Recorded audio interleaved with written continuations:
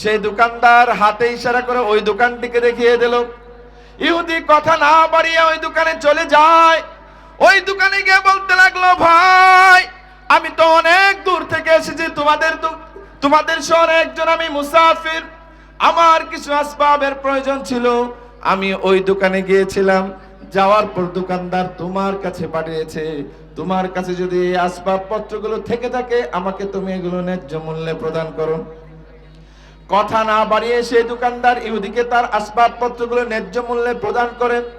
ইহুদি তার আসবাবপত্রগুলো বুঝে পাওয়ার পর চিন্তা করতে লাগলো, আমি তো এসেছিলাম মুসলমানদের বিরুদ্ধে তদন্ত করার জন্য, আমি তো এসেছিলাম মুসলমানদেরকে দেখার জন্য, পরীক্ষা করার জন্য।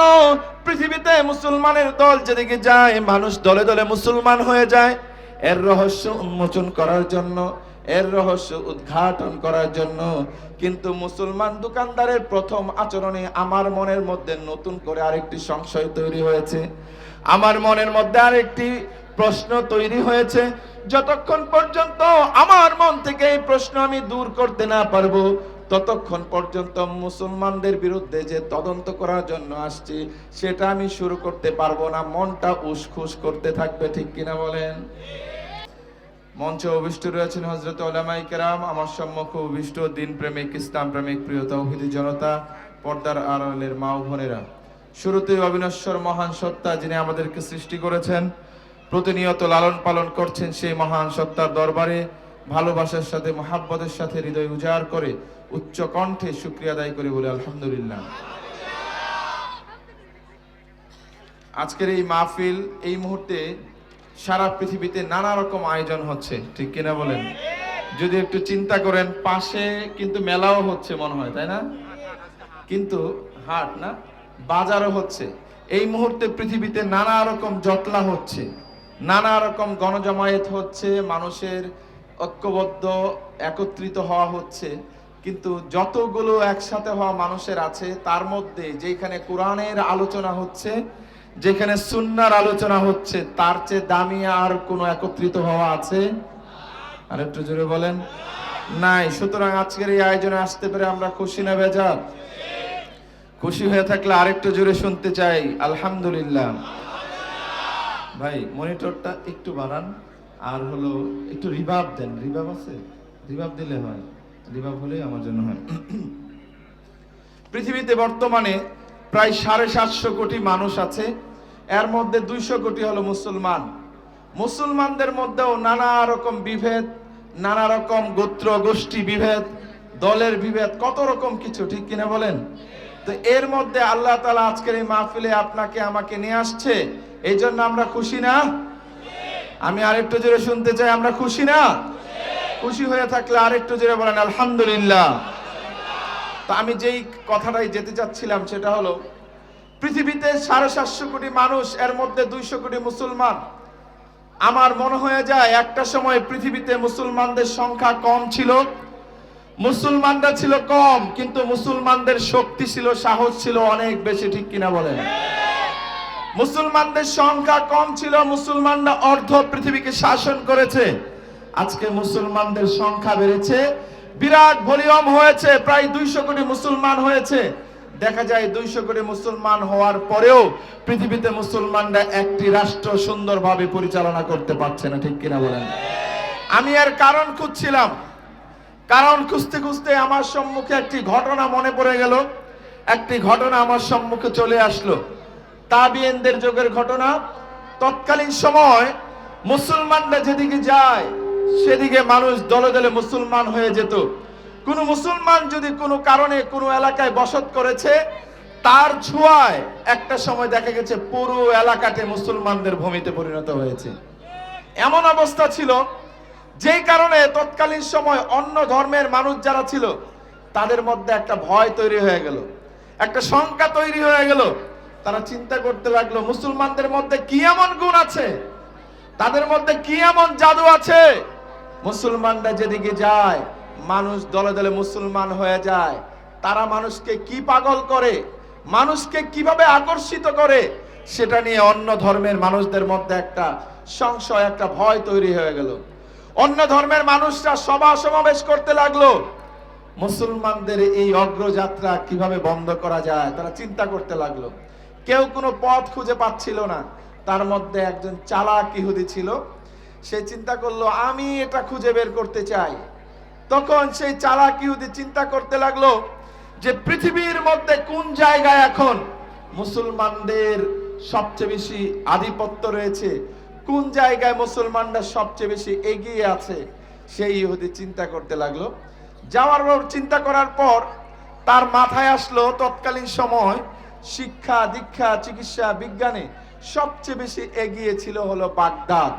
ইহুদি চিন্তা করলো আমি বাগদাদে যাব, আমি গিয়ে দেখব মুসলমানরা কেন শিক্ষা দীক্ষায় এগিয়ে, সেটা আমি বের করব। এই জন্য একদিন প্রত্যুষে ইহুদি বাগদাদের অভিমুখে রওনা করলো।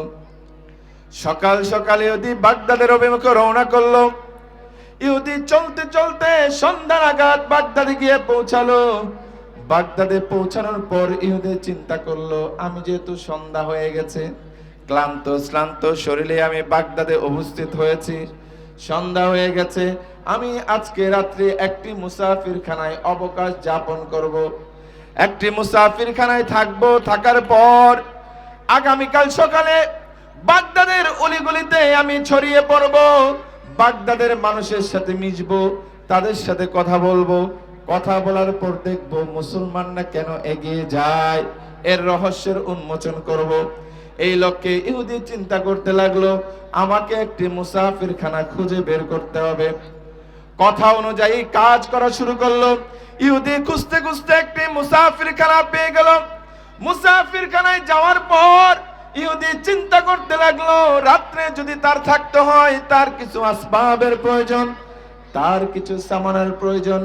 এই জন্য ইহুদি মনস্থির করলো একটি বাজারে যাওয়ার। সেই লক্ষ্যে ইহুদি মুসাফিরখানা থেকে বের হয়ে বাজারের অভিমুখে রওনা করলো। বাজারে গিয়ে একটি দোকানকে বলতে লাগলো ভাই আমি একজন মুসাফির, তোমাদের শহরে এসেছি, আমি বাগদাদে এসেছি অনেক দূর থেকে, তোমাদের শহরে আমি একজন মুসাফির, ক্লান্ত শ্রান্ত শরীরে তোমাদের মাঝে উপস্থিত হয়েছি। রাত্রে থাকার জন্য আমার কিছু আসবাবের প্রয়োজন, তোমার দোকানে যদি সেই আসবাব পত্রগুলো থেকে থাকে আমাকে তুমি এগুলো ন্যায্য মূল্যে প্রদান করো। ইহুদির কথা শোনার সাথে সাথে সেই দোকানদার তার কাছ থেকে তার লিস্টটা চাইলো। লিস্টটা চাওয়ার পর ইহুদি যখন দোকানদারকে তার লিস্টটা প্রদান করলো, তখন দোকানদার দেখলো লিস্টে যা কিছু লেখা আছে সবগুলো জিনিস তার দোকানে আছে, সে চাইলে তাকে এগুলো ন্যায্য মূল্যে প্রদান করতে পারে, কিন্তু না দিয়ে সে একটি অবাক করা ঘটনা ঘটিয়ে দিল। সে ইহুদিকে বলতে লাগলো ভাই তুমি আমার কাছে যে আসবাবপত্রগুলো চেয়েছো সবগুলো জিনিস আমার দোকানে আছে, আমি চাইলেই তোমাকে দিতে পারি, কিন্তু আমি তোমাকে দেব না। আমি হাতে ইশারা করে যে দোকানটিকে দেখিয়ে দেব তুমি সেই দোকানে যাবে, সেখানে গিয়ে তোমার পছন্দ অনুযায়ী আসবাবপত্রগুলো ন্যায্য মূল্যে পাবে। এই জন্য ইহুদিকে সেই দোকানদার হাতে ইশারা করে ওই দোকানটিকে দেখিয়ে দিল। ইহুদি কথা না বাড়িয়ে ওই দোকানে চলে যায়। ওই দোকানে গিয়ে বলতে লাগলো ভাই আমি তো অনেক দূর থেকে এসেছি, তোমাদের শহরে একজন আমি মুসাফির, আমার কিছু আসবাবের প্রয়োজন ছিল, আমি ওই দোকানে গিয়েছিলাম, যাওয়ার পর দোকানদার তোমার কাছে পাঠিয়েছে, তোমার কাছে যদি এই আসবাবপত্রগুলো থেকে থাকে আমাকে তুমি এগুলো ন্যায্য মূল্যে প্রদান করো। কথা না বাড়িয়ে সেই দোকানদার ইহুদিকে তার আসবাবপত্রগুলো ন্যায্য মূল্যে প্রদান করেন। ইহুদি তার আসবাবপত্রগুলো বুঝে পাওয়ার পর চিন্তা করতে লাগলো আমি তো এসেছিলাম মুসলমানদের বিরুদ্ধে তদন্ত করার জন্য, আমি তো এসেছিলাম মুসলমানদেরকে দেখার জন্য, পরীক্ষা করার জন্য। পৃথিবীতে মুসলমানের দল যেদিকে যায় মানুষ দলে দলে মুসলমান হয়ে যায়, এর রহস্য উন্মোচন করার জন্য, এর রহস্য উদ্ঘাটন করার জন্য। কিন্তু মুসলমান দোকানদারের প্রথম আচরণে আমার মনের মধ্যে নতুন করে আরেকটি সংশয় তৈরি হয়েছে, আমার মনের মধ্যে আরেকটি প্রশ্ন তৈরি হয়েছে। যতক্ষণ পর্যন্ত আমার মন থেকে এই প্রশ্ন আমি দূর করতে না পারবো ততক্ষণ পর্যন্ত মুসলমানদের বিরুদ্ধে যে তদন্ত করার জন্য আসছি সেটা আমি শুরু করতে পারবো না, মনটা উসখুস করতে থাকবে। ঠিক কিনা বলেন? এই জন্য ইহুদি কথা না বাড়িয়ে আগের দোকানদারের কাছে চলে যায়। গিয়ে দোকানদারকে গিয়ে বলতে লাগলো, ভাই তুমি যে দোকানে আমাকে পাঠিয়েছিলে ন্যায্য মূল্যে আমি সেই আসবাবপত্রগুলো গ্রহণ করেছি। এখন আমি তোমার কাছে আসবাবপত্রের জন্য আসি নাই, আমার মনে একটা প্রশ্নের উদ্রেক হয়েছে, একটা প্রশ্ন জাগ্রত হয়েছে, এই প্রশ্নের উত্তরের জন্য তোমার কাছে এসেছি। দোকানদার বলতে লাগলো, বলেন আপনার কি প্রশ্ন? তখন সেই ইহুদি বলতে লাগলো, আমি তো প্রথমে আপনার দোকানে এসেছিলাম এবং দেখেছি আপনার দোকানে সবগুলো আসবাবপত্র ছিল, আপনি আমাকে না দিয়ে কেন অন্য দোকানে পাঠিয়েছেন, এই নিয়ে আমার মনে প্রশ্ন তৈরি হয়েছে। প্রশ্ন হওয়ার কথা কি না? জুড়ে বলেন। আমাদের সমাজে এটা কখনো সম্ভব? বরঞ্চ প্রতিযোগিতা চলে, বিভিন্ন অফার দেওয়া হয়, বিভিন্ন ছাড় দেওয়া হয়, মূল্য হ্রাস করা হয়, কিভাবে অন্য দোকানের কাস্টমার ভাগিয়ে আনা যায়। চিল্লা বলেন ঠিক কিনা? কিন্তু তার বিপরীতে কি হয়েছে? দেখা গেছে তার দোকানে আসবাবপত্রগুলো থাকার পরেও তাকে অন্য দোকানে পাঠিয়েছে, সেই নিয়ে ইহুদির মনে প্রশ্ন তৈরি হয়েছে। ইহুদি যখন জানতে চাইলো, ভাই আমাকে এই প্রশ্নের উত্তর দেন, কেন এই আজব কাজটি আপনি আমার সাথে করলেন? তখন সেই দোকানদার এভাবে উত্তর দিতে লাগলো, এ আমার প্রতীক ভাই, আমার মুসাফির ভাই, আমার রাসূল বলেছেন মানবতার মুক্তির দূত হযরত মুহাম্মদ সাল্লাল্লাহু আলাইহি ওয়াসাল্লাম বলেছেন, খায়রুন নাসি মান ইয়ানফাউন নাস, মানুষের মধ্যে সর্বোত্তম ওই ব্যক্তি যে অন্য মানুষের উপকার করে। আমার রাসূল যে হাদিসটির কথা বলেছেন, আমি আমার দোকানে আপনি যা চেয়েছেন সব কিছু ছিল, কিন্তু আমি রাসূলের এই হাদিসটির উপর আমল করতে গিয়ে যে দেখেছি, সারাদিন আমার যতটুকু চলার জন্য যতটুকু অর্থের প্রয়োজন, সারাদিন আমার ফ্যামিলি চালানোর জন্য যতটুকু অর্থের প্রয়োজন, দোকান চালানোর জন্য যতটুকু খরচপাতির প্রয়োজন, সারাদিন আমার দোকান থেকে ততটুকু বেচা বিক্রি হয়েছে। কিন্তু আমি ওই দোকানদার ভাইকে দেখেছি, তার ফ্যামিলি চলার জন্য তার যে অর্থের প্রয়োজন, তার দোকান স্বাভাবিক চলার জন্য তার যে অর্থের প্রয়োজন, তার দোকানে তেমন বেচা বিক্রি হয় নাই। এই জন্য আমি রাসূল সাল্লাল্লাহু আলাইহি সাল্লামের এই হাদিসটির উপর আমল করে আমি চেয়েছি আমার ওই অসহায় ক্ষতিগ্রস্ত ভাইয়ের একটু উপকার করতে। সুবহানাল্লাহ বলেন না? মনের একটু ভাড়ান কমাইলেন কেন? আমি তো কানে না শুনলে আমার গলাও ভেঙে যাবে, সমস্যা হবে। দেন আরেকটু বাড়ান। সুবহানাল্লাহ বলবেন না? আজকের সমাজে এমন জিনিস কখনো কল্পনা করা যায়? এমন ব্যবহার কল্পনা করা যায়? যেই কারণে মুসলমানদের সংখ্যা বেড়েছে, যেই কারণে মুসলমানরা 200 কোটি হয়েছে, তারপরেও তারা পরাজিত। সারা বিশ্বের বুকে যদি দেখেন আনাচে কানাচে কাশ্মীরে মুসলমানরা পরাজিত, সিরিয়ায় মুসলমানদেরকে দীর্ঘদিন ভাবে লাঞ্ছিত করা হয়েছে, পৃথিবীর সব জায়গায় সবচেয়ে নিপীড়িত গোষ্ঠীর নাম হয়েছে মুসলমান। চিল্লা বলেন ঠিক কিনা? এর অন্যতম একটি কারণ হলো মুসলমানরা রাসূলের সুন্নাহ থেকে পিছনে চলে আসছে, মুসলমানরা কুরআন এবং সুন্নাহকে ভুলে গিয়েছে। আবারও যদি এই মুসলমানরা কুরআন এবং সুন্নাহকে ধারণ করে আগামী পৃথিবীকে বিজয় লাভ করবে মুসলমানরা। চিল্লা বলেন ঠিক কিনা? মুসলমান কি বললাম, যে গুণগুলো বললাম এখানে, এগুলো ভালো না খারাপ? ভালো। কেমন মুসলমানের মধ্যে যে গুণগুলোর কথা বললাম, এগুলো ভালো না খারাপ? খারাপ ছিল। পিচ্ছিগুলো বুঝছে, হাইছো না তোমরা? এগুলো কিন্তু আগামী দিনের সৈনিক, ঠিক না? এই জন্য এদের আওয়াজও বেশি, ঠিক কিনা? দেখেন ফুল মাঠের আওয়াজ ওরা এখানে বসে দিচ্ছে। মারহাবা বলি। এরকম দুষ্টু নামের মুসলমান আমরা হতে চাই? আর একটু জোরে বলেন, হতে চাই? সংক্ষেপে দু একটা আলোচনা করব, দু একটা কথা বলবো, তারপর আমি জানি এখানে যারা উপস্থিত হয়েছেন এরা কিছু সঙ্গীতও শুনতে চান, ঠিক কিনা? একটু জোরে বললে না গাই? কয়েকটা সঙ্গীত গাইবো একটু একটু করে, তারপর সংক্ষেপে যে আলোচনাটা করতে চাই, সুরেও যেতে চাই না, সেটা হলো ইখলাস। ইখলাস বলেন তো কি নাম? আর একটু জোরে বলেন, আরো জোরে শুনতে চাই। ইখলাসের বাংলা অর্থ হলো একনিষ্ঠতা, একাগ্রতা, নিষ্ঠা, তাকে ইখলাস বলা হয়। পরিভাষায় ইখলাস বলা হয় যেই কাজটি আল্লাহর জন্য করা হয় তাকে বলা হয় ইখলাস। আর একটু জোরে বলেন। আমি যদি এবার প্রশ্ন করি, বলেন তো আমরা নামাজ পড়ি কার জন্য? রোজা রাখি কার জন্য? আমরা খাই কার জন্য? আমরা মাহফিলে এসেছি নিজের জন্য, ঠিক কিনা? কার জন্য? একজন মুসলমানের সব কিছু কার জন্য? আরো জোরে বলেন। ইখলাস এমন একটি গুরুত্বপূর্ণ বিষয়, যেমনি ভাবে এটি ইমানের প্রয়োজন, ঠিক তেমনি ভাবে ইবাদতের প্রয়োজন। যে ইমানে ইখলাস নাই সেই ইমান কবুল হয় না। যেমন মুনাফিকরা ইমান এনেছিল, তারা নামাজও পড়তো, রোজাও রাখতো, সব কিছু করতো, কিন্তু তাদের ইমান কবুল হয়েছে? হয় নাই। কেন? তাদের ইমান ছিল লোক দেখানো। তাদের ইমান কেন ছিল? দুনিয়ার স্বার্থের জন্য তারা ইমান এনেছিল। তাদের ইমানে ইখলাস ছিল না, যেই কারণে তাদের ইমান কবুল। যেমনি ভাবে ইখলাস ইমানে প্রয়োজন, ঠিক তেমনি ভাবে ইখলাস ইবাদতেও প্রয়োজন। আপনি আমি নামাজ পড়ি, নামাজ পড়তে পড়তে কপালে দাগ ফেলে দিয়েছি, সেই ইবাদত কবুল হবে না যতক্ষণ পর্যন্ত তাতে ইখলাস না থাকবে, ঠিক কিনা বলেন? যেমন মনে করেন ইবাদত কবুলের জন্য দুটো শর্ত। এক নাম্বার শর্ত হলো ইবাদতটি ইখলাস পূর্ণ হওয়া। দুই নাম্বার শর্ত হলো ইবাদতটি শরিয়া মোতাবেক হওয়া।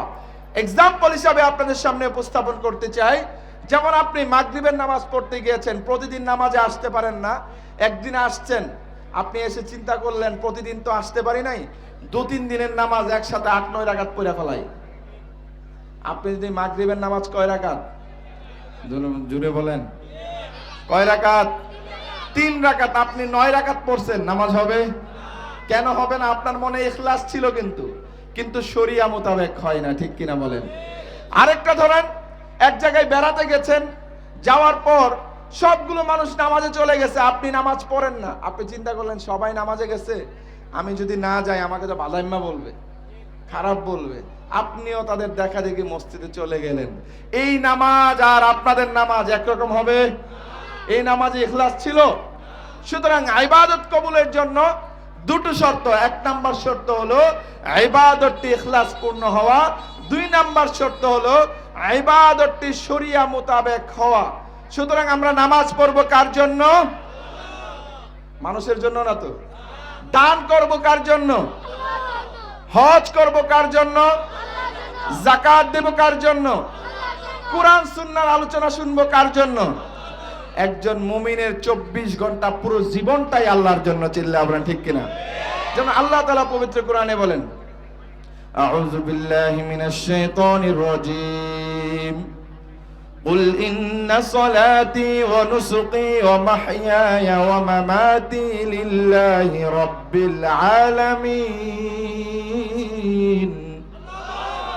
আল্লাহ রাব্বুল আলামিন পবিত্র কোরআনের সূরা আনআমের 162 নম্বর আয়াতে বলেন, হে রাসূল আপনি পৃথিবীর মানুষকে জানিয়ে দিন, মানুষ যেন দীপ্ত কণ্ঠে ঘোষণা করে, ইন্না সলাতি আমার নামাজ, ওয়া নুসুকি আমার ইবাদত, ওয়া মাহইয়ায়া আমার জীবন, ওয়া মামাতি আমার মরণ, লিল্লাহি রাব্বিল আলামিন বিশ্বজাহানের প্রতিপালক আল্লাহ রাব্বুল আলামিনের জন্য। একজন মুমিনের জীবন আল্লাহর জন্য, মরণ আল্লাহর জন্য। কিভাবে আল্লাহর জন্য জীবন হয়ে যায়? জন্ম থেকে মৃত্যুর আগ পর্যন্ত মুমিন যদি আল্লাহর রাস্তায় তার সময়টা কাটিয়ে দেয়, কিভাবে আল্লাহর রাস্তায় কাটাবে? একজন মুসলমানের ঘরে যদি তার ঘরে একটা সন্তান জন্মগ্রহণ করে, মুসলমান পিতা তার জন্ম থেকে মৃত্যুর আগ পর্যন্ত কিভাবে তার জীবনটাকে আল্লাহর জন্য বানাবে তার একটি উদাহরণ। জন্মগ্রহণ করার পর মুসলমান পিতার দায়িত্ব হয়ে যায় সন্তানের প্রথমে তার ডান কানে আজান দেওয়া, বাম কানে ইকামত দেওয়া, ঠিক কিনা বলেন? তারপর তার দায়িত্ব হয়ে যায় তার চমৎকার একটি নাম চয়ন করা, নাম রাখা। তারপর তার দায়িত্ব হয়ে যায় পর্যায়ক্রমে এই সন্তান যখন কথা বলতে শিখে, তাকে প্রথমে তার স্রষ্টার সাথে পরিচয় করে দেওয়া, আল্লাহ রাব্বুল আলামিনের সাথে পরিচয় করে দেওয়া, ঠিক কিনা বলেন? এইভাবে সে যখন কথা বলতে শিখবে, তার মধ্যে বুঝ আসতে থাকবে। এইভাবে প্রথমে তার মধ্যে দ্বীনের জ্ঞানগুলো দেওয়া, কোরআন সুন্নাহর জ্ঞানগুলো দেওয়া, হালাল হারামের জ্ঞানগুলো দেওয়া। এই সন্তান শুরুতে তার মধ্যে যদি জ্ঞানের ভিত্তি হয় কোরআন এবং সুন্নাহ, পরবর্তীতে দেখা যায় সন্তান যদি পুলিশ হয় কখনো ঘুষখোর হবে না, ঠিক কিনা বলেন? সন্তান যদি পরবর্তীতে ইঞ্জিনিয়ার হয়, তাহলে রডের বদলে বাঁশ দেবে না। সন্তান যদি তার মনে যদি হালাল হারামের জ্ঞান থাকে, কুরআন এবং সুন্নাহর জ্ঞান থাকে, পরবর্তী জীবনে সে যদি ব্যবসায়ী হয়, সে অতি মুনাফা লোভী খুর হবে না। চিল্লা বলেন ঠিক কিনা? এইভাবে ধাপে ধাপে বলা হয়। প্রথমে তাকে ইসলামের জ্ঞানগুলো দেবে, পরবর্তীতে মনে চাইলে সন্তানকে হাফেজ বানাবে, আলেম বানাবে, যা যা প্রয়োজন সবকিছু বানাবে। যদি কোনো কারণে হাফেজ আলেম না বানাতে পারে, অন্তত প্রথমে তার জীবনের শুরুতে তার মধ্যে ইসলামের বেসিক নলেজগুলো তাকে শিক্ষা দিতে হবে। চিল্লা বলেন ঠিক কিনা? এই শিক্ষাটা যদি দেওয়া হয়, পরবর্তীতে সন্তান যখন বড় হবে তখন দেখা যাবে সে ব্যক্তিগত জীবনে ইসলামকে প্র্যাকটিস করার চেষ্টা করবে, নামাজ পড়বে, অর্থনৈতিক জীবনে ইসলামের অর্থনীতি ফলো করবে, ব্যবসায়িক জীবনে সে চিন্তা করবে ইসলাম কিভাবে সুন্নাহ বলেছে সেভাবে তার ব্যবসাকে সাজানোর চেষ্টা করবে। এইভাবে পরবর্তীতে এক পর্যায়ে যখন সে মারাও যাবে, তখন দেখা যাবে এলাকাবাসীর উপর তার দায়িত্ব হয়ে যাবে কুরআন এবং সুন্নাহর আলোকে তাকে দাফন কাফন দেওয়া। চিল্লা বলেন ঠিক কিনা? এইভাবে তার জীবনটা হয়ে যায় আল্লাহর জন্য, মরণটা হয়ে যায় আল্লাহর জন্য। আমরা যদি আমাদের জীবন মরণ আল্লাহর জন্য সাজাতে পারি, আমাদেরকে জান্নাত দিবেন কে? আরো জোরে বলেন, জান্নাত দিবেন কে? আর এরকম জীবন যদি আমরা পেয়ে যাই, আমরা মহা লাভবান হয়ে যাব। চিল্লা বলেন ঠিক কিনা? আল্লাহ তাআলা আমাদের জীবনকে ইখলাস পূর্ণ জীবন সাজানোর চেষ্টা করুন। সকলে বলেন আমিন। আরো জোরে বলেন, আল্লাহ তাআলা আমাদের জীবন